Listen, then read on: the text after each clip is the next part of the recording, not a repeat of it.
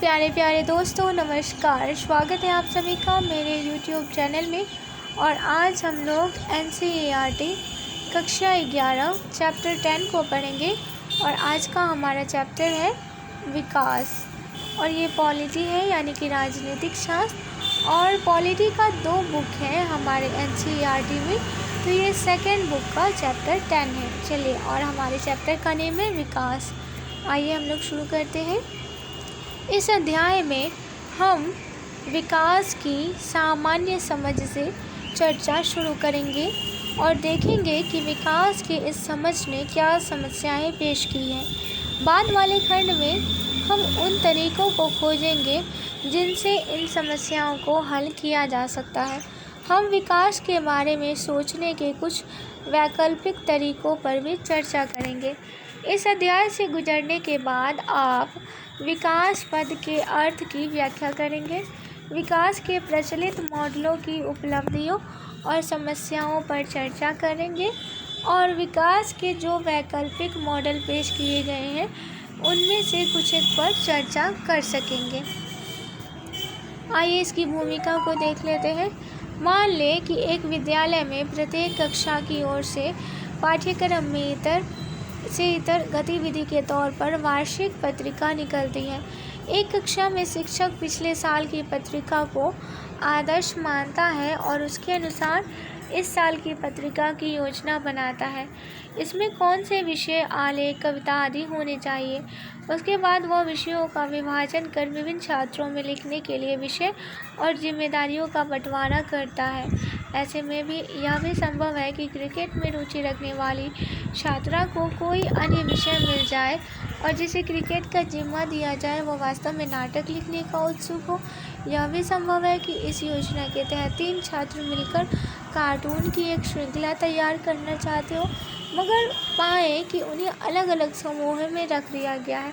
हालांकि एक अन्य कक्षा में छात्रों के बीच पत्रिका की विषय वस्तु को लेकर बहस होती है, वहाँ अनेक असहमतियाँ होती हैं, लेकिन आखिर में सारे वाद विवाद के बाद एक कार्यक्रम उभरता है जिस पर हर कोई सहमत है। आपकी राय में कौन सी कक्षा ऐसी पत्रिका निकाल पाएगी जिसमें छात्रों को अपनी विशिष्ट रुचि सर्वोत्तम संभव तरीके से साकार होगी। पहली कक्षा शायद अच्छा दिखने वाली पत्रिका तैयार करे, पर क्या उसकी विषय वस्तु रोचक होगी? क्या जो व्यक्ति क्रिकेट पर लिखना चाहता है उतने उत्साह के साथ दिए गए विषय पर लिख पाएगा? कौन सी पत्रिका अनूठी मानी जाएगी और कौन सी आदर्श? कौन सी कक्षा महसूस करेगी कि पत्रिका पर काम करना रोचक था और कौन इसे महज रोजमर्रा के काम की तरह करेगी? किसी समाज के लिए विकास से जुड़ी बातें तय करना वैसा ही है जैसा छात्रों के लिए यह तय करना कि वे किस पत्रिका किसी समाज के लिए विकास से जुड़ी बातें तय करना वैसा ही है जैसा छात्रों के लिए यह तय करना कि वे किस तरह की पत्रिका चाहते हैं और उन्हें पत्रिका पर कैसे काम करना चाहिए।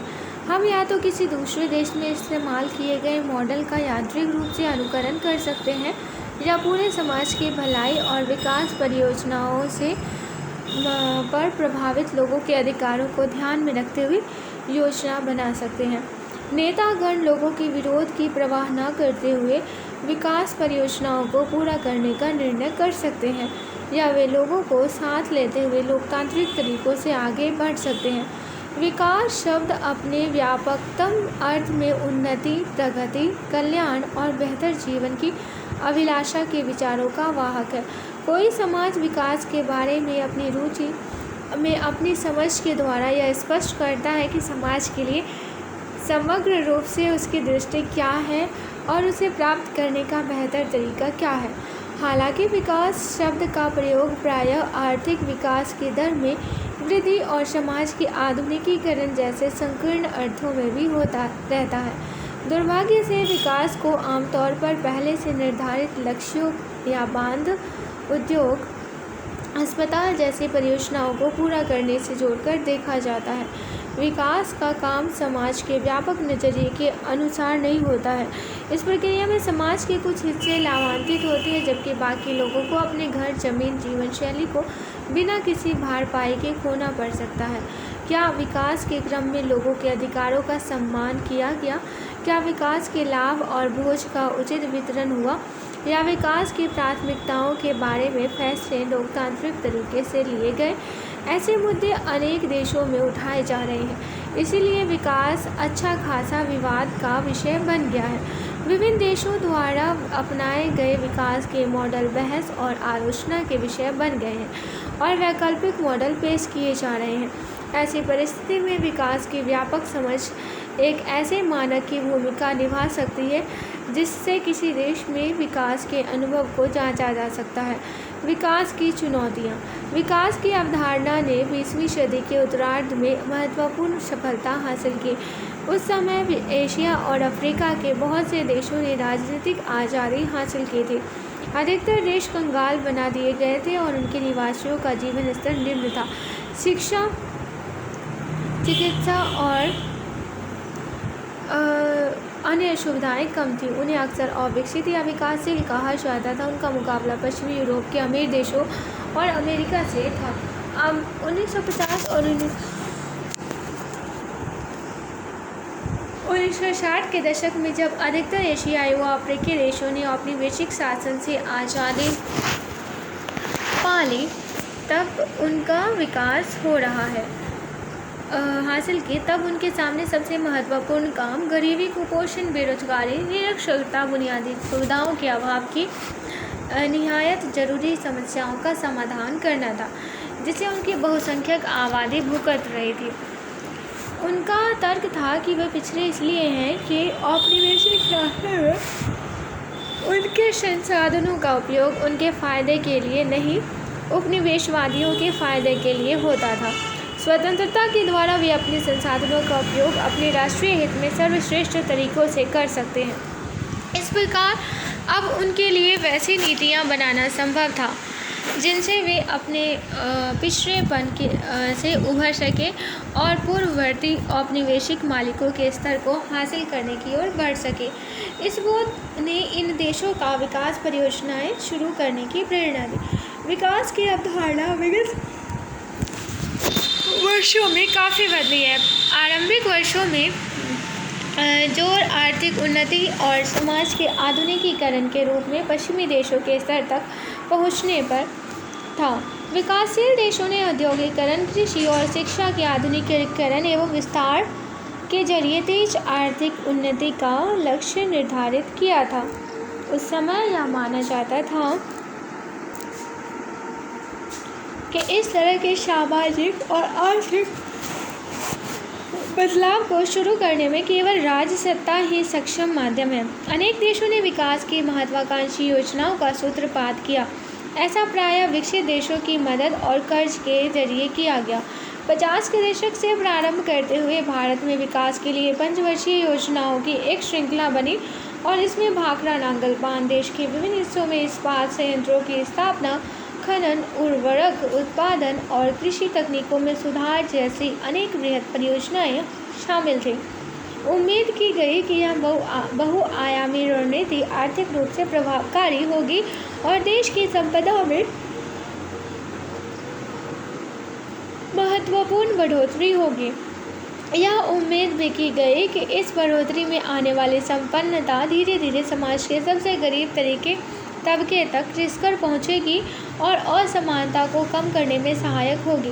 विज्ञान की ताज़ा तरीन खोजों को अपनाने और नवीनतम तकनीकों पर काफ़ी विश्वास किया गया था। भारतीय औद्योगिकी संस्थान जैसे नए शैक्षणिक संस्थान स्थापित किए गए और उन्नत देशों के ज्ञान तक पहुंचने के लिहाज से उनके साथ सहयोग करने को उच्च प्राथमिकता मिली। यह विश्वास किया गया कि विकास की प्रक्रिया समाज को आधुनिक और प्रगतिशील बनाएगी, उसे उन्नति के पथ पर ले जाएगी। अगर यह परियोजना शुरू हो गई तो हम लोग बर्बाद हो जाएंगे।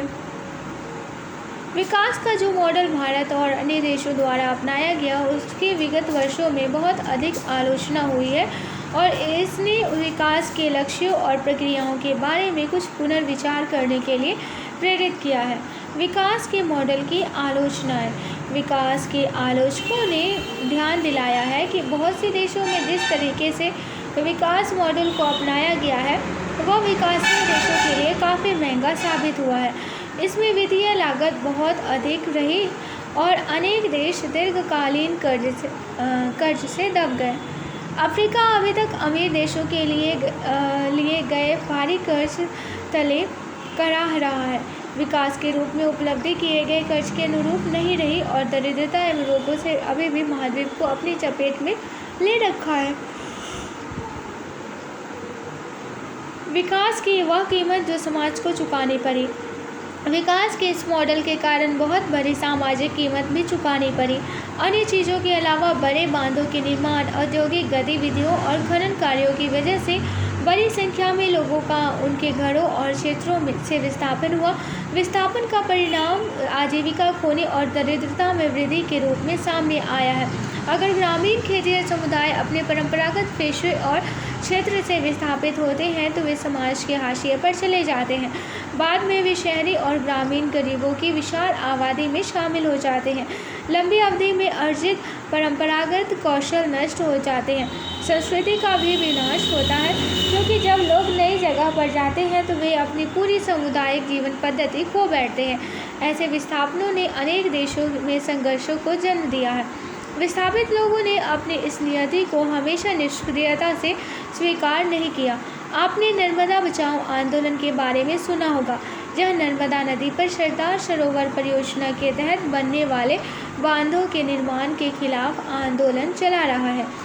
बड़े बांधों के इन समर्थकों का दावा है कि इससे बिजली पैदा होगी, काफ़ी बड़े इलाके में ज़मीन की सिंचाई में मदद मिलेगी और सौराष्ट्र व कच्छ के रेगिस्तानी इलाके को पेयजल भी उपलब्ध होगा। बड़े बांधों के विरोधी इन दावों का खंडन करते हैं। इसके अलावा अपनी ज़मीन के डूबने और इसके कारण अपनी आजीविका के छीनने से 10 लाख से अधिक लोगों के विस्थापन की समस्या पैदा हो गई है। इनमें से अधिकांश लोग जनजाति या दलित समुदायों के हैं और देश के अतिवंचित समूहों में आते हैं। इसके अतिरिक्त यह तर्क भी दिया जाता है कि विशाल जंगली भूभाग भी बांध में डूब जाएगा, जिससे पारिस्थितिकी का संतुलन बिगड़ेगा। किसी ऐसे इलाके के बारे में जानकारी एकत्र करो जहां विकास की कोई परियोजना, बांध, सड़क, रेलवे लाइन या किसी उद्योग का निर्माण चल रही हो। क्या वहां इस परियोजना के खिलाफ कोई विरोध या शिकायत रही है? विरोधियों द्वारा क्या मुद्दे उठाए गए हैं? इन मुद्दों के प्रति सरकार का जवाब क्या रहा? कुछ विरोधियों और कुछ सरकारी अधिकारियों से मिलकर दोनों पक्षों की जानकारी एकत्र करो। विकास की वह कीमत जो पर्यावरण को चुकानी पड़ी। वास्तव में विकास की वजह से अनेक देशों में पर्यावरण को बहुत ज़्यादा नुकसान पहुंचा है और इसके परिणामों को विस्थापित लोग ही नहीं बल्कि पूरी आबादी महसूस करने लगे हैं। जब दक्षिणी और दक्षिणी पूर्वी एशिया के तटों पर सुनामी ने कहर ढाया तो यह देखा गया कि तटीय वनों के नष्ट होने और समुद्र तट के निकट वाणिज्यिक उद्यमों के स्थापित होने के कारण ही नुकसान इतना अधिक हुआ। आपने भूमंडल के ताप बढ़ने के बारे में जरूर पढ़ा होगा। वायुमंडल में ग्रीनहाउस गैसों के उत्सर्जन की वजह से आर्कटिक और अंटार्कटिक ध्रुवों पर बर्फ पिघल रही है। यह बाढ़ लाने और बांग्लादेश एवं मालदीव जैसे निम्न भूमि वाले इलाकों को तो डुबो देने में सक्षम है। आने वाले दौर में पारिस्थितिक संकट से हम बुरी तरह प्रभावित होंगे। वायु प्रदूषण एक ऐसी समस्या है जो अमीर और गरीब में फर्क नहीं करता है, लेकिन संसाधनों के अविवेकशील उपयोग का वंचितों पर तात्कालिक और अधिक तीखा प्रभाव पड़ेगा। जलावन, जड़ी बूटी और आहार आदि के रूप में जंगल के संसाधनों का अपने गुजारे के लिए विविध प्रकार से उपयोग करने वाले गरीबों पर जंगलों के नष्ट होने से बहुत बुरा असर पड़ता है। नदियों, तालाबों के सूखने और भूमिगत जल स्तर के गिरने का अर्थ है कि औरतों को पानी लाने के लिए अधिक दूर चलना पड़ेगा। हम विकास के जिस मॉडल का अनुकरण कर रहे हैं वह ऊर्जा के उत्तरोत्तर बढ़ते उपयोग पर बुरी तरह निर्भर है। विश्व में प्रयुक्त ऊर्जा का अधिकांश भाग कोयला या पेट्रोलियम जैसे स्रोतों से आता है, जिनको पुनः प्राप्त करना संभव नहीं है। उपभोक्ताओं की बढ़ी ज़रूरतों को पूरा करने में अमेजन के बरसाती जंगलों का विशाल भूभाग उजड़ता जा रहा है। क्या ये अनवीकृत संसाधन इतनी मात्रा में है कि विकसित देशों के ही नहीं बल्कि दुनिया भर के लोग समृद्ध जीवन पद्धति अपना सके? इन संसाधनों की परिमित प्रकृति को देखते हुए उत्तर नकारात्मक ही होगा। तब आगामी पीढ़ियों का क्या होगा? क्या उन्हें हम एक संसाधन रहित पृथ्वी और ढेर सारी समस्याएं सौंपने जा रहे हैं? विकास का मूल्यांकन। यह नहीं कहा जा सकता कि दुनिया पर विकास का नकारात्मक प्रभाव ही पड़ा है। कुछ देशों में अपनी आर्थिक उन्नति की दर बढ़ाने, यहाँ तक कि गरीबी घटाने में भी कुछ सफलता हासिल की है, लेकिन कुल मिलाकर असमानताओं में गंभीर कमी नहीं आई है और विकासशील जगत में गरीबी लगातार एक समस्या बनी हुई है। हमने पहले ही देखा है कि यह मान लिया गया था कि उन्नति के फायदे नीचे की ओर रिस कर समाज के सर्वाधिक निर्धन एवं वंचित तबकों तक पहुंचेंगे और फलस्वरूप सभी के जीवन स्तर में सुधार आएगा। हालांकि विगत वर्षों में दुनिया में अमीर और गरीब के बीच की दूरी बढ़ती ही गई है। किसी देश में उन्नति की दर ऊंची हो सकती है, लेकिन यह आवश्यक नहीं है कि इसका लाभ सबको समान रूप से मिल ही जाए। जब तक आर्थिक उन्नति और पुनर्वितरण साथ साथ नहीं चलते, तब तक पहले से ही समृद्ध लोगों द्वारा लाभ पर कब्जा जमाने की गुंजाइश अधिक रहेगी। जरा कल्पना कीजिए कि आपके घर के पिछवाड़े में एक छुपा हुआ खजाना मिला है। आपको कैसा लगेगा अगर उस सारे खजाने को सत्ताधारी लोग विकास के नाम पर थोड़ा थोड़ा करके ले जाते हैं? इस विकास का आपके जीवन स्तर या आवास स्थल की उसकी सुविधाओं पर फायदेमंद असर बिल्कुल नहीं पड़ता। और तो और जो लोग विकास के नाम पर उस खजाने का दावा करते हैं, खजाने की जगह होने के नाते आपके घर पर लगातार उखाड़ पछाड़ करते रहते हैं। क्या यह उन लोगों के प्रति घोर अन्याय नहीं है जिनके घर में खजाना पाया गया?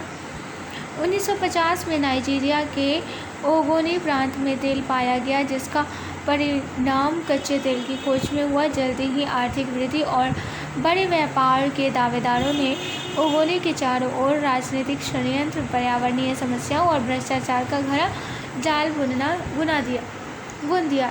उसने इसी क्षेत्र के विकास को रोक दिया जहां तेल मिला था। केन सारो विभिन्न जन्म से एक उपनिवासी थे और 1980 के दशक में एक लेखक, पत्रकार एवं टेलीविज़न निर्माता के रूप में जाने जाते थे। अपने काम के दौरान उन्होंने देखा कि तेल और गैस उद्योग ने गरीब ओगोनी किसानों के पैरों के नीचे दबे खजाने को लूट लिया और बदले में उनकी ज़मीन को प्रदूषित तथा स्वयं किसानों को बेघर कर दिया। सारो विवा ने अपने चारों ओर होने वाले शोषण पर प्रतिक्रिया दर्ज की। सारो विवा ने 1990 में एक खुले, जमीनी और समुदाय पर टिके हुए राजनीतिक आंदोलन द्वारा अहिंसक संघर्ष का नेतृत्व किया। आंदोलन का नाम movement for survival of Ogoni people, Ogoni लोगों के अस्तित्व के लिए आंदोलन था। आंदोलन इतना असरदार हुआ कि तेल कंपनियों को 1993 तक ओगोनी से वापस भागना पड़ा, लेकिन सारो विवा को इसकी कीमत चुकानी पड़ी। नाइजीरिया के सैनिक शासकों ने उसे एक हत्या के मामले में फंसा दिया और सैनिक न्यायाधिकरण ने उसे फांसी की सजा सुना दी। सारो विवा का कहना था कि सैनिक ऐसा शेल नामक उस बहुराष्ट्रीय तेल कंपनी के दबाव में कर रहे हैं जिसे ओगोनी से भागना पड़ा था। दुनिया भर के मानवाधिकार संगठनों ने इस मुकदमे का विरोध किया और सारो विवा को छोड़े जाने का आह्वान किया। विश्वव्यापी विरोध की अवहेलना करते हुए नाइजीरिया के शासकों ने 1995 में सारो विवा को फांसी पर चढ़ा दिया।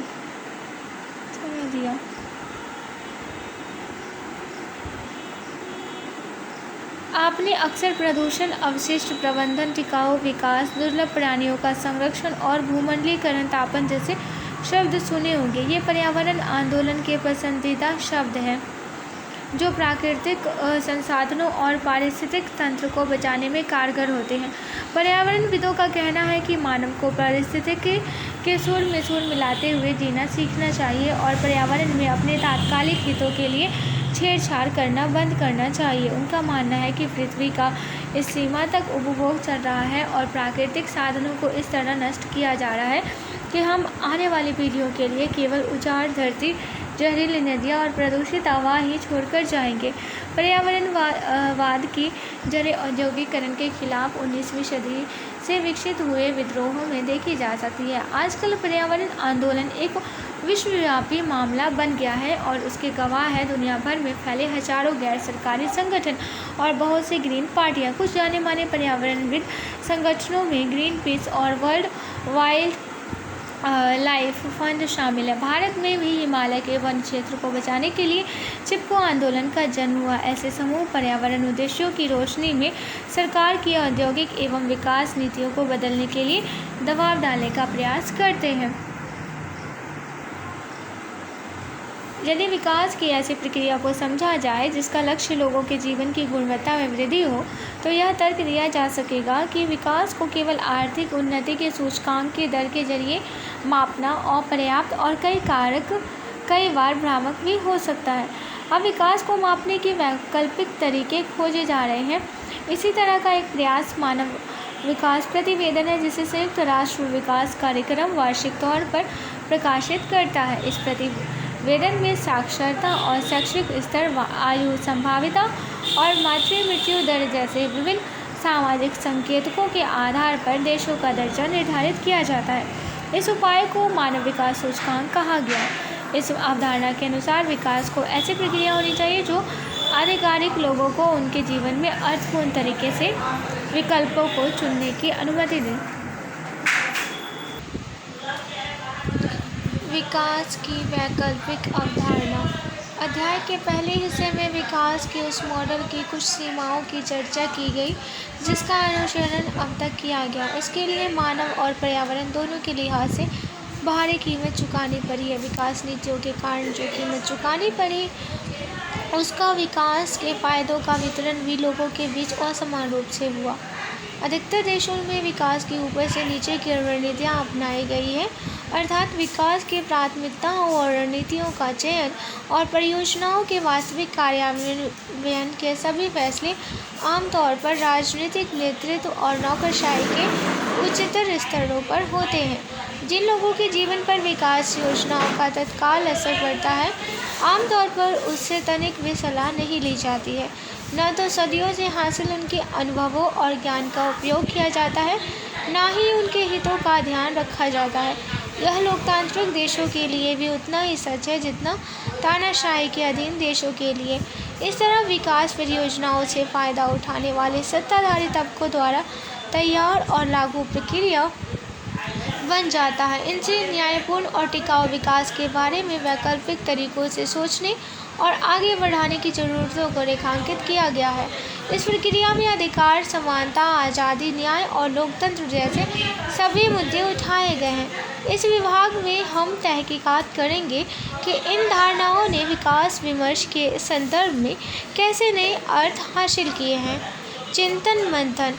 नवीनतम विकास रिपोर्ट से मानव विकास सूचकांक के बारे में सूचनाएं, चार्ट और तालिकाएं एकत्र करो। कक्षा में विभिन्न समूह बनाकर नीचे दिए गए विषयों पर एक प्रस्तुत करो। मानव विकास सूचकांक में भारत का बदलता हुआ स्थान। अपने पड़ोसी देशों की तुलना में भारत का स्थान। मानव विकास सूचकांक के विभिन्न पहलुओं और हर एक में भारत का स्कोर। भारत के मानव विकास सूचकांक के आंकड़ों के आर्थिक वृद्धि के आंकड़ों से तुलना करो। अधिकारों के दावे। हमने गौर किया है कि विकास के अधिकांश फायदों को ताकतवर लोगों ने कैसे हथिया लिया है और विकास की कीमत अति दरिद्रों और आबादी के असुरक्षित हिस्सों को चुकानी पड़ती है, चाहे यह कीमत पारिस्थितिक तंत्र में नुकसान की वजह से हो या विस्थापन और आजीविका खोने की वजह से। एक मुद्दा यह उठाया गया है कि प्रभावित आबादी कुल मिलाकर किन संरक्षणों का दावा राज्य और समाज से कर सकती है। क्या लोकतंत्र में लोगों को यह अधिकार है कि उनके जीवन को प्रभावित करने वाले निर्णयों में उनसे सलाह ली जाए? क्या लोगों को आजीविका का अधिकार है? इसका दावा वे सरकार से अपनी आजीविका के स्रोत पर खतरा पैदा होने पर कर सकते हैं। एक दूसरा मामला नैसर्गिक संसाधनों पर अधिकार का है। क्या समुदाय नैसर्गिक संसाधनों के उपयोग के परंपरागत क्या लोकतंत्र में लोगों को यह अधिकार है कि उनके जीवन को प्रभावित करने वाले निर्णयों में उनसे सलाह ली जाए? क्या लोगों को आजीविका का अधिकार है? इसका दावा वे सरकार से अपनी आजीविका के स्रोत पर खतरा पैदा होने पर कर सकते हैं। एक दूसरा मामला नैसर्गिक संसाधनों पर अधिकार का है। क्या समुदाय नैसर्गिक संसाधनों के उपयोग के परंपरागत अधिकारों का दावा कर सकते हैं? यह विशेष रूप से आदिवासी और आदिम समुदायों पर लागू होते हैं। जिनका सामुदायिक जीवन और पर्यावरण के साथ संबंध विशेष प्रकार का होता है। आओ कुछ करके सीखें। उन चीज़ों की सूची बनाओ जिन्हें हम कूड़ा समझकर फेंकते रहते हैं। ज़रा सोचिए कि हम कूड़े की बढ़ती मात्रा से होने वाली हानियों को कम करने के लिए इन फेंकी हुई चीज़ों का नवनिर्माण या पुनर्प्रयोग कर सकते हैं। यह नाजुक मामला यह है कि नैसर्गिक संसाधन किनके हैं। क्या ये स्थानीय समुदाय के हैं, संबंधित राज्य के हैं या फिर पूरी मानवता के साझे संसाधन हैं। अगर हम संसाधनों को संपूर्ण मानवता का समझते हैं तो मानवता में आगामी पीढ़ियाँ भी तो शामिल होंगी। लोकतांत्रिक व्यवस्थाओं का काम जन समूह के विभिन्न तबकों की प्रतिस्पर्धात्मक मांगों को पूरा करने के साथ साथ वर्तमान और भविष्य की दावेदारियों के बीच संतुलन कायम करना भी है। लोकतांत्रिक सहभागिता। आपको कितनी बार कहा गया है कि अपनी भलाई के लिए आपको माता पिता या शिक्षक की बात मानने जैसी कुछ चीज़ें करनी चाहिए। क्या ऐसी बातों पर आपने खुद को यह कहता महसूस किया है कि अगर इसमें भलाई है तो इसका फैसला स्वयं मुझे करने दें। लोकतंत्र और तानाशाही के बीच यही अंतर है कि लोकतंत्र में संसाधनों को लेकर विरोध या बेहतर जीवन के बारे में विभिन्न विचारों के द्वंद्व का हल विचार विमर्श और सभी के अधिकारों के प्रति सम्मान के जरिए होता है। उन्हें ऊपर से थोपा नहीं जा सकता। इस प्रकार अगर बेहतर जीवन हासिल करने में समाज का हर व्यक्ति साझेदार है तो विकास की योजनाएं बनाने और उसके कार्यान्वयन के तरीके ढूंढने में भी हर एक व्यक्ति को शामिल करने की ज़रूरत है। दूसरे की बनाई योजना का अनुसरण करने, योजना तैयार करने और भागीदार होने में फ़र्क है। पहला, अगर दूसरे आपके लिए अच्छी नीयत से भी योजनाएं बनाते हैं तब भी आपकी विशेष ज़रूरतों से अवगत होने की उनकी गुंजाइश कम ही है। दूसरा, निर्णय प्रक्रिया में सक्रिय भागीदारी अधिकार संपन्नगी बनाती है। वाद विवाद संवाद। नदियाँ समाज की धरोहर है, सरकार की नहीं। इसलिए नदी के पानी के बारे में कोई भी निर्णय लोगों की अनुमति के बिना नहीं लिया जाना चाहिए। लोकतंत्र और विकास दोनों का सरोकार आम बेहतरी हासिल करना है। सवाल यह है कि सबकी बेहतरी किसमें है, इसका निर्धारण कैसे हो। लोकतांत्रिक देशों में निर्णय प्रक्रिया में हिस्सा लेने के लोगों के अधिकार पर जोर दिया जाता है। भागीदारी सुनिश्चित करने का एक प्रस्तावित रास्ता स्थानीय विकास योजनाओं के बारे में निर्णय स्थानीय निर्णयकारी संस्थाओं को लेने देना है। स्थानीय निकायों के अधिकार और संसाधन बढ़ाने की वकालत इसलिए की जाती है, इसमें दो चीज़ें सुनिश्चित होती है। एक तो इसका अर्थ यह हुआ कि लोगों को अत्यधिक प्रभावित करने वाले मसलों पर लोगों से परामर्श किया जाना चाहिए और समुदाय को नुकसान पहुंचा सकने वाली परियोजनाओं को रद्द करना संभव होना चाहिए। दूसरा, योजना बनाने और नीतियों के निर्धारण में संलग्नता से लोगों के लिए अपनी ज़रूरत के मुताबिक संसाधनों के उपयोग की भी गुंजाइश बनती है। सड़क कहाँ बने, स्थानीय बसों या मेट्रो का मार्ग कौन सा हो, मैदान या विद्यालय कहाँ पर हो, किसी गांव को चेक डैम की ज़रूरत है या इंटरनेट कैफ़े की, इस तरह के फैसले उन्हीं लोगों द्वारा दिए जाने चाहिए। कुछ लोगों ने तर्क किया है कि विकास का वर्तमान मॉडल ऊपर से नीचे का है और लोगों को विकास का पात्र मानने की ओर लक्षित है। यह मान लेता है कि हमारी समस्याओं का समाधान का सर्वोत्तम तरीका एक और केवल एक ही है। इस प्रक्रिया में लोगों के पीढ़ियों से संग्रहित ज्ञान और अनुभवों की अनदेखी ही हो सकती है। विकास की विकेंद्रीकरण पद्धति परंपरागत और आधुनिक स्रोतों से मिलने वाली तमाम तरह की तकनीकों के रचनात्मक तरीके से इस्तेमाल को संभव बनाती है। विकास और जीवन शैली। विकास का वैकल्पिक मॉडल विकास की महंगी, पर्यावरण की नुकसान पहुंचाने वाली और प्रौद्योगिकी से संचालित सोच से दूर होने की कोशिश करता है। विकास को देश में मोबाइल फ़ोनों की संख्या, अत्याधुनिक हथियारों या कारों के बढ़ते आकार से नहीं बल्कि लोगों के जीवन की उस गुणवत्ता से नापा जाना चाहिए जो उसकी प्रसन्नता, सुख शांति और बुनियादी ज़रूरतों के पूरा होने में झलकती है। चिंतन मंथन। यह चित्र नर्मदा घाटी के डोमखेड़ी गांव के सत्याग्रह का है। सरदार सरोवर बांध के निर्माण के कारण नर्मदा के पानी ने घाटी में बाढ़ की स्थिति पैदा कर दी। नर्मदा बचाओ आंदोलन के सत्याग्रहियों ने बढ़ते हुए पानी का सामना करने का निश्चय किया। जब पानी खतरनाक तरीके से बढ़ा और कार्यकर्ताओं के कंधों तक पहुंच गया, तब सरकार ने उन्हें गिरफ्तार कर लिया। इस विवाद के बारे में और अधिक जानकारी एकत्र करो और बड़े बांधों के गुण दोषों पर चर्चा कीजिए। क्या सरदार सरोवर बांध पानी की कमी की समस्या को हल करने का सही तरीका है? क्या कार्यकर्ता द्वारा इस सरकारी योजना का विरोध करना न्यायोचित था? एक स्तर पर प्राकृतिक संसाधनों को संरक्षित रखने और ऊर्जा के फिर से प्राप्त हो सकने वाले स्रोतों का यथासंभव उपयोग करने के प्रयास किए जाने चाहिए। वर्षा जल संचयन और सौर एवं जैव गैस संयंत्र, लघु पनबिजली परियोजना, जैव खतरे से खाद बनाने हेतु कंपोस्ट गड्ढों बनाना आदि इस दिशा में संभव प्रयासों से कुछ उदाहरण हैं। वैसी गतिविधियों को स्थानीय स्तर पर लागू करना और इसलिए लोगों की अधिक संलग्नता आवश्यक होगी। बड़े सुधारों को प्रभावी बनाने के लिए बड़ी परियोजनाएं ही एकमात्र तरीका नहीं है। बड़े बांधों के विरोधियों ने छोटे बांधों की वकालत की है, जिनमें बहुत कम निवेश की जरूरत होती है और विस्थापन मामूली होता है। ऐसे छोटे बांध स्थानीय आबादी के लिए अधिक फायदेमंद हो सकते हैं। इसी के साथ साथ हमें अपने जीवन स्तर को बदलकर उन साधनों की आवश्यकताओं को भी कम करने की ज़रूरत है जिनका नवीनीकरण नहीं हो सकता। यह एक पेचीदा मसला है, क्योंकि ऐसा लग सकता है कि लोगों से निम्नतर स्तर का जीवन जीने के लिए कहा जा रहा है। इसे चयन की उनकी आज़ादी में कटौती भी माना जा सकता है, लेकिन जीवन जीने के वैकल्पिक तरीकों की संभावनाओं पर बहस करने का मतलब अच्छे जीवन की वैकल्पिक दृष्टि को खोलकर स्वतंत्रता और सृजनशीलता की संभावना बढ़ाना भी है।